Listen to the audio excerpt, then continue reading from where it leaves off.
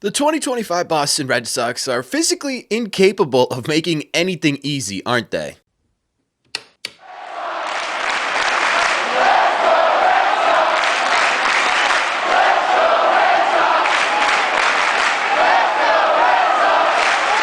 What is going on, everybody? Welcome back to Red Sea Radio. My name is Corbin, and well, to be honest with you, last night was not as fun as the first night, was it? I mean, there's no two ways around it. That was a bad game by the Boston Red Sox. The live stream was still unbelievably incredible. Thank you to everyone who showed up. We are going to be doing that again tonight. It's going to start at 8 p.m. Eastern time, by the way. Little PSA, the Red Sox final game in this Wildcard series did get pushed back a couple of hours. I don't know why they did it. All I know is that it's just going to add another layer of stress because now we got to wait until 8 p.m. to see what ends up happening with this Red Sox season. But before we actually get to that game and before we get to our live stream at 8 p.m.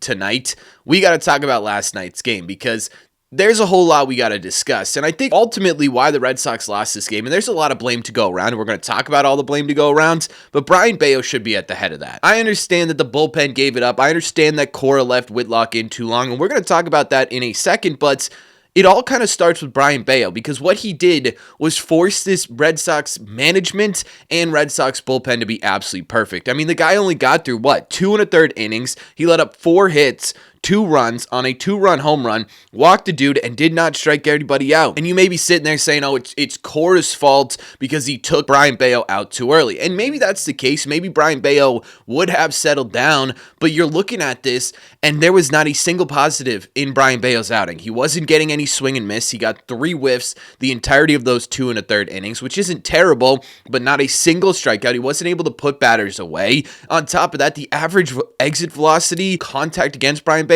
was 94.2 miles an hour. He was almost averaging a barrel every time someone made contact. That is not a good statistic. On top of that, the speed on his pitches were all down last night. The spin rates on his pitches were all down. He just didn't come to play, and that sucks. Right? That absolutely sucks because basically from the 3rd inning on, you're forcing your bullpen to be 100% perfect. And obviously it wasn't 100% perfect. And now we're sitting here blaming other players. The tone was set with Brayan Bello. Just like the tone in the first game was set with Garrett Crochet, it was the opposite effect of tone setting last night. But we got to talk about other things because it wasn't just Brayan Bello. However, before we get to that, a quick word from today's sponsor.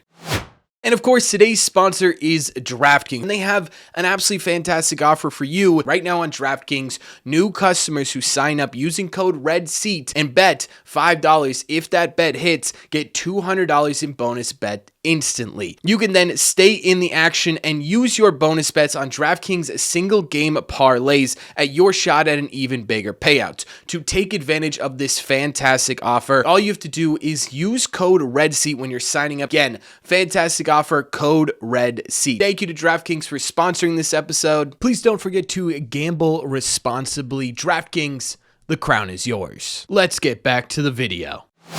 I think the offense for the Red Sox absolutely deserves a whole lot of blame for last night as well. I mean, you come into a game, you go 2 for 7 with runners in scoring position. The entire evening, they struck out 9 times. With how they were playing, honestly, not too terrible, right? I looked at that stat sheet this morning and went, really? It felt like they struck out like 15 times, but regardless, 9 strikeouts in this game. But when one singular hitter, Trevor Story, who was a dog last night, going 2 for 4 with a homer and 3 RBIs, is the only one who can come up in clutch situations, you aren't going to win a baseball game. And it's the same song and dance we've been singing for a month now. You need to figure out a way to play smart situational baseball. We talked about this coming into the postseason, right? The Red Sox aren't going to win games based on their bats alone. It's just simply not who they are right now.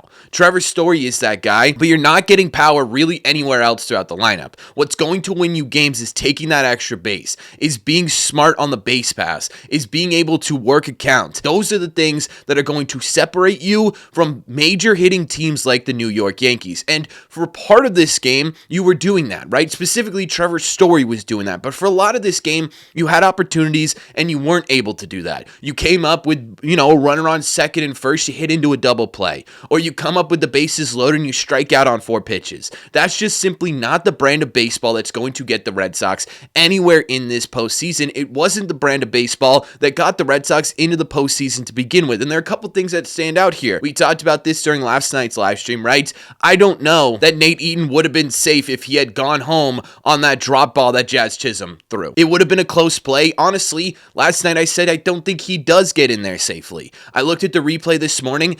I'm a little bit torn, right? But at the end of the day, the Red Sox have played the brand of baseball this season that is kind of recklessly aggressive. So I'm not entirely sure why, ultimately, whether he would have been safe or not, why the Red Sox decided to be conservative all of a sudden. You have one of the fastest players in the entire game. He's in like the 97th percentile in sprint speed. This is a guy who you do push for an extra base, right? This is a guy who you try to make something funky happen. That's the type of stuff that has separated the Red Sox from other good teams, and last night they just didn't do it. It's not just the hitting. That was sort of like these mental mistakes, these bad situational baseball.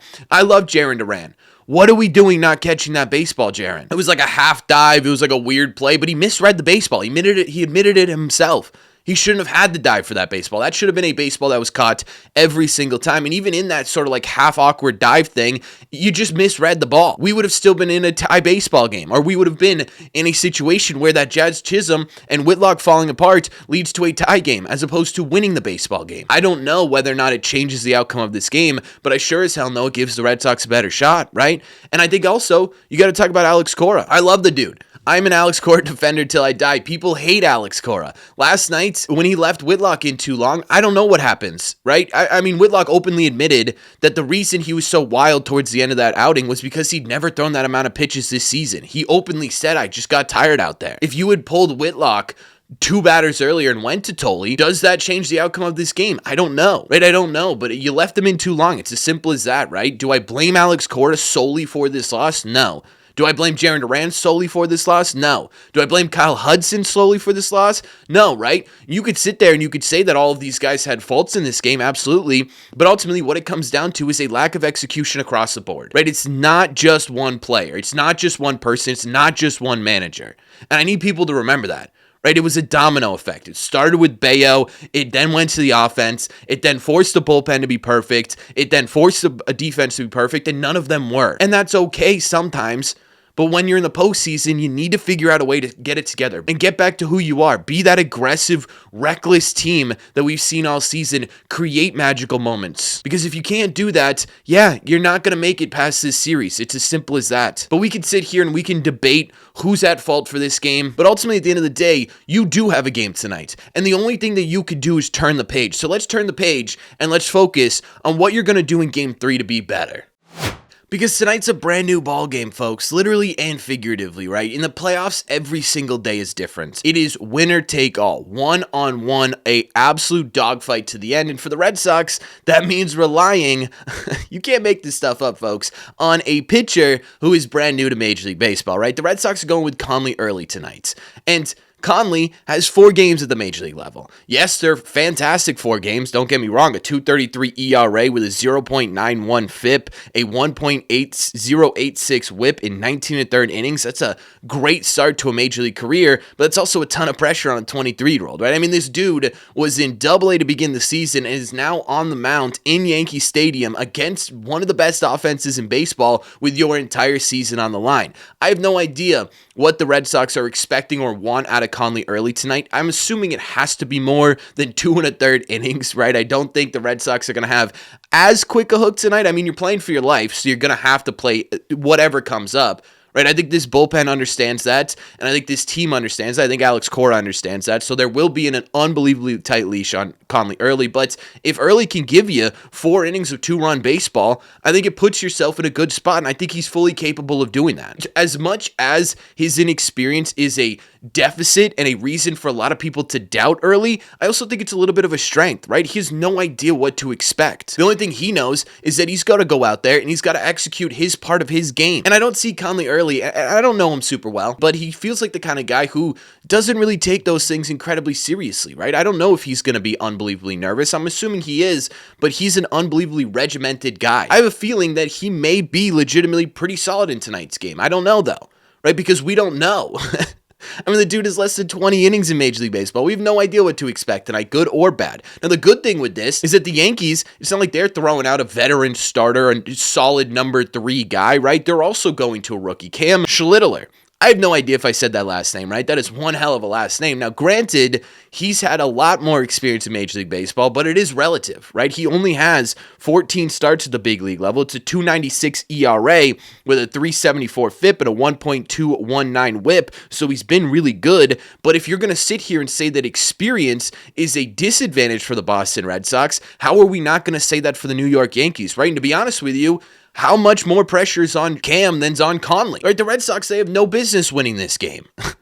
None at all, right? But Cam has business winning this game. He should win this game. He's at home. He's in his first playoff game. I think that's absolutely something to note. Let's see what the Red Sox can do against a guy that they've never seen before. Neither of these teams has seen either of these pitchers. So you're going to get an entirely brand new experience on both sides. It's going to be absolutely fascinating to see which one comes out on top, but we got a really interesting pitching matchup tonight, don't we?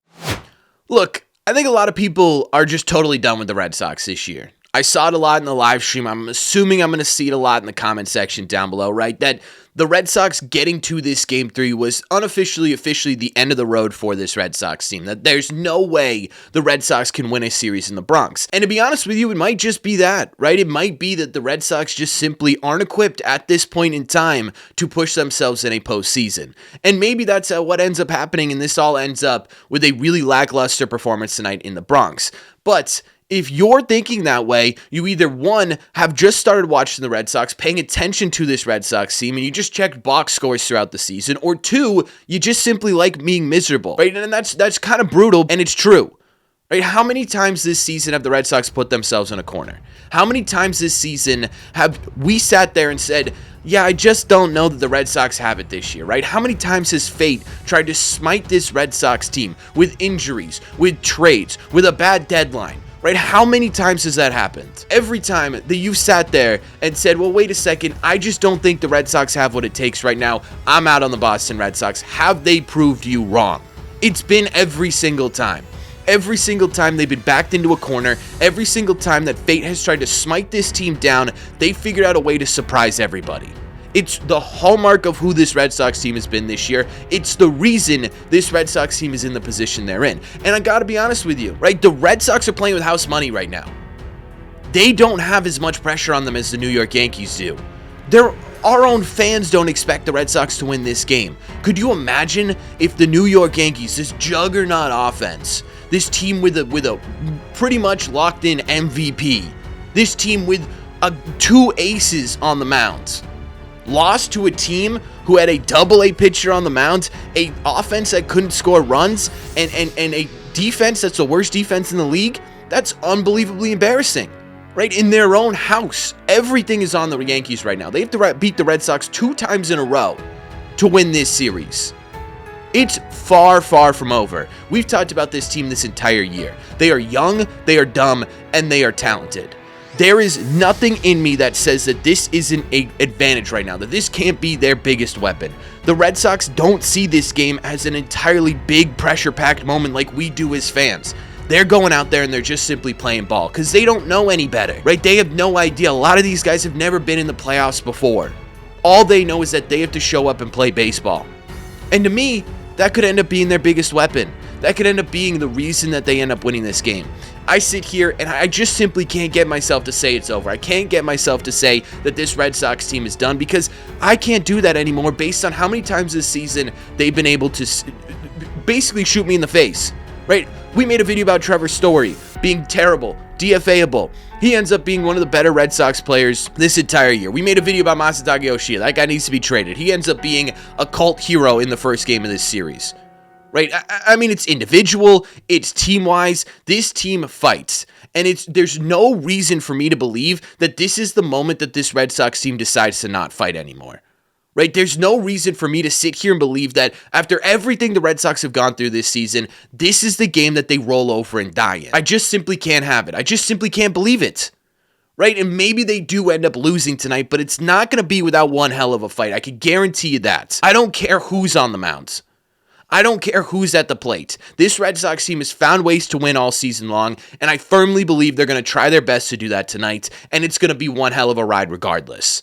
So I'll see you guys at 8 p.m. tonight. I'll be here. I'll be rooting. I'll be believing in this Red Sox team because that's just what this team deserves after everything they've gone through this season. But before we get there, let me know. Let me know what you thought of last night's game. Let me know what you think of this night's game. And tell me why I'm an idiot for still believing the Boston Red Sox, because I'm sure a lot of you guys are eager to do that. Let me know all your thoughts in the comments. As always, if you made it to the end of this video, make sure you hit that like and subscribe button. It helps these videos out a ton, and it's the best way to let me know you're enjoying the content. Thank you all very much for clicking on this one. I'll see you soon for the biggest fight the Red Sox have had all season, and as always, in the red seats.